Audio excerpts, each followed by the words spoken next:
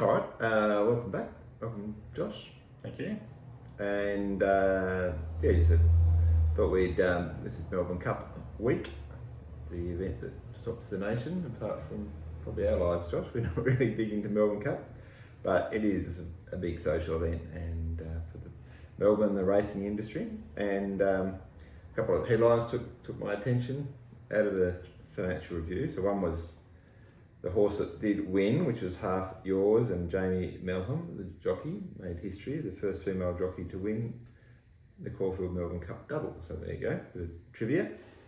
The other one was just the RBA, the Reserve Bank of Australia meet, and they decided to put interest rates on hold, which is no surprise there based on the numbers they were getting last week out of inflation. Yeah, and that's the one. That's the heading that I was paying attention to Yeah. because you came in this morning to talk about the podcast. Like, how do we continue the conversation? And you brought up Melbourne Cup, and I thought, oh goodness, I'm going to know nothing about horses. RBA definitely across that announcement, so it'd be good to unpack it. Yeah, so there's a couple of threads to unpack. One is the RBA announcement, and secondly, it is topical in terms of the whole gambling approach and sort of what that looks like and risk and stuff like that as well. So we might just unpack that a bit as well. It's sort of a topical area. So what does that mean about the Reserve Bank decision? What's your take on all that, Josh? So, like you mentioned, unsurprising from our perspective. I think when you're looking at, we're trying to get inflation under control, which in their perspective is keeping it between that 2 and 3% per year. Yep. We're this close to Christmas, which is usually when everyone starts to spend a lot of money, sometimes more than they expect to. If all of a sudden they drop interest rates, which encourages more spending, what's that going to do to the economy? Likely going to inflate it. Yep. Their data suggests it's already at 3.2%, which is above the band. So in order to keep that under control, they've decided to hold the rates. Yep. Yeah, and could even look to increase it next year if it doesn't get under control after Christmas. Yeah. And so the number here that the Reserve Bank has a number of 3.6%. What does that mean to the average person? Is sort of a meaningful number or meaningless number? Well, I suppose the big four banks usually benchmark that to say that's what they borrow money at, and so they charge a premium to the consumer on a home loan. So usually it's roughly 2% is kind of the average you would see. Yeah. So usually it translates to about that 5.6% home loan. Sometimes you get a little bit better, a little bit worse, but that's around the time. Yeah, we're seeing, I think, during the week you sort of asked a question about broking arm and sort of seeing some low fives starting to come through on some people's mortgages. So that's sort of the range, and the difference obviously is the profit margin for the finance company, the banks. Yeah, and I want to tie interest rates to gambling for a quick second, if you don't mind me going on a bit of a segue, because I met with a client really recently, and she actually entered into a 7-year fixed rate back when COVID was happening. Right. And the rate that she agreed to was 3.2%. Now, at the time, the rates were sitting about that 1.99 low twos, so she was thinking, is this actually a good idea? I'm going to be paying 1% above everyone else, whereas nowadays everyone else is paying 5.5. She's still got 2 years left. Yeah. So I suppose to frame that in a gambling perspective, sometimes when you're deciding, do I fix a rate or go variable, what you are doing is betting on the economy and what you think it's going to be doing. Yeah. So it's good to unpack that your gambling's not just, I guess, putting it on a horse, which is what people resonate with, or going in on that $100 million Powerball that comes up every 6 months. It can also lead to different investment decisions in your personal life as well. Yeah, I mean, everything's a risk. Getting out of bed in the morning is a risk. True. You trip on the carpet going down or walking down the steps or upstairs or whatever. Or whether you ride a motorbike to work or drive a car, different risks you manage. So, and that's, I suppose, part of people want to know what's happening with interest rates and, the forecast with, lots of commentary about what the future might hold in that space. But I suppose there is a amount of risk, and in your example there, that client decided to, take, I suppose, the unknown and take a perspective in terms of what the next 7 years looks like, which is a long period of time in normal cycles. So. Yeah, and trying to reduce, I guess that's where you say, look, I'm taking a bit of a risk on what the interest rate might do, but from their perspective, they're taking less of a risk on their future cash flow. They kind of lock in and go, this is what my mortgage is absolutely going to cost me, regardless of whether my income's going up or down with my employer. I know exactly what my repayments are going to be. Yeah. Which can often be a good decision, particularly as you may be entering into a new business, you've got young kids and a house, you need to manage your expenses rather than having them fluctuate a lot, it can be a good option. So let's tie up the interest rate and what does that mean? I mean, effectively, just look at the headlines again. Michelle Bullock, the RBA governor, she's sort of flagging this might be the end of the cycle. So cycle meaning a downward cut, plateau for a period, may go up, may go down, but it's sort of like unknown. So what should people be thinking about now that sort of we might have reached the end of that downward cycle? Yeah, so this is where the best answer is it depends. Yep.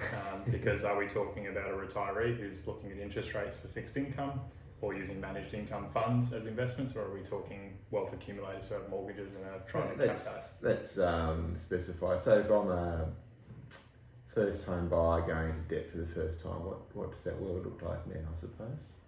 Yeah, so I guess because they've held the rate, it's largely unchanged per the previous one, and it's not going to change, over the short term either until they get the next one. So, and again, that's where I start going in lots of different rabbit holes and tangents where it depends. Is this person a first home buyer who's eligible for different government incentives with borrowing capacity? Do they have other support from family members with guarantor?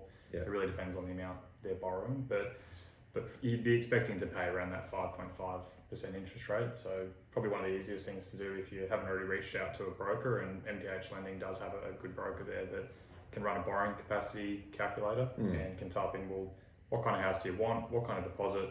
Here's what you'd be eligible to borrow, and at the current rates, here's what it would affect you on a fortnightly or monthly basis with loan repayments. Yeah. I suppose when interest rates were coming down, people were saying, well, I think before they were coming down when they plateaued at their peak, there was sort of the impression that kind of everyone had their hands in their pocket, just waiting to see where the next move was going to be. And we've sort of had that, I think it's come down by 0.7, I think, in the last 9 months or something like that.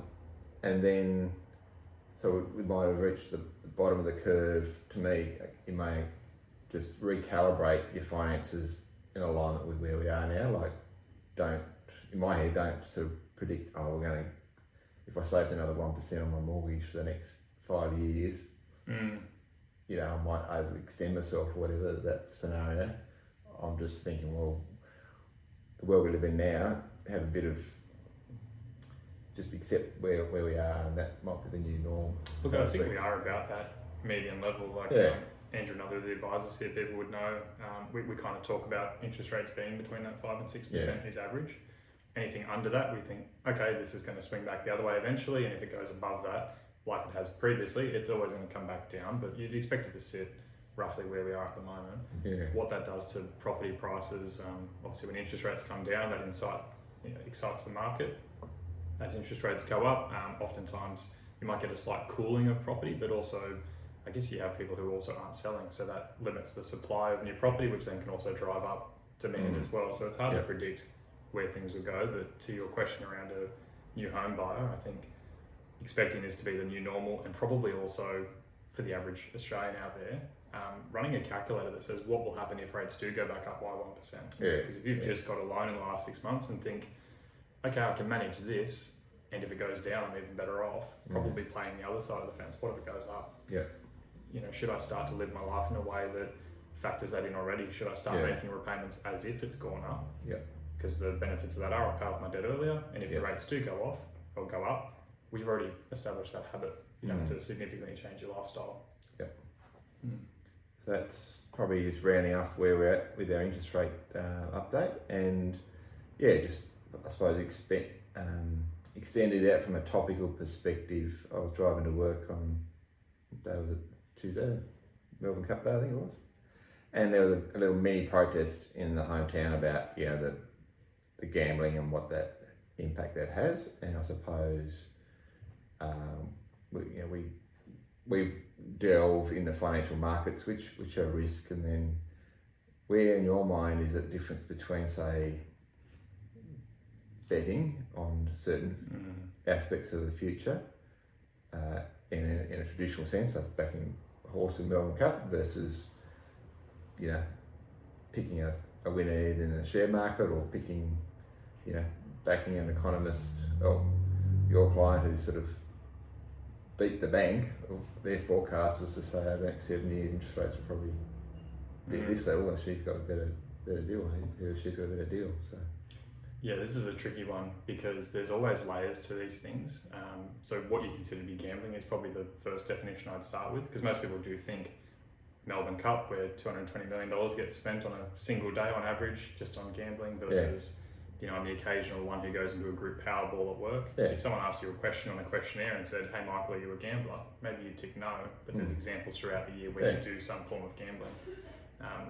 The same thing is with investments. So if we define, I guess, gambling as putting money into something that you think has a probability of making you more money than it loses, to use a Deadpool and Wolverine movie, I'm not sure if you've seen that, but there's a comment in it that says an educated wish, and I guess that's kind of what we're talking about here. There might be data to support it. We don't really know which way it's going to go. Yeah, that's the whole risk versus reward. It's still a form of gambling.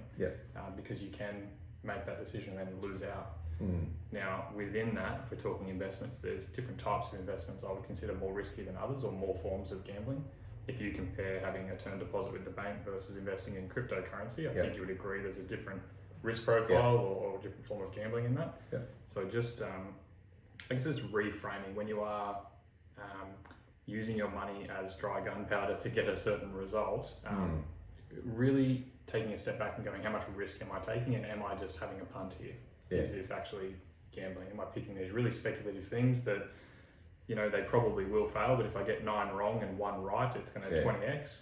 You're probably gambling. And I think some of the peripheral noise, which is legitimate in my view, around the proliferation of gambling being accessible, it just means that people are probably tempted into that area where they don't even have the means or understand what they're getting into, and you're playing purely on the emotion. So, for example, I chat to my 14, 15-year-old nephew, and he knows the odds in the footy because it pops up on his footy app.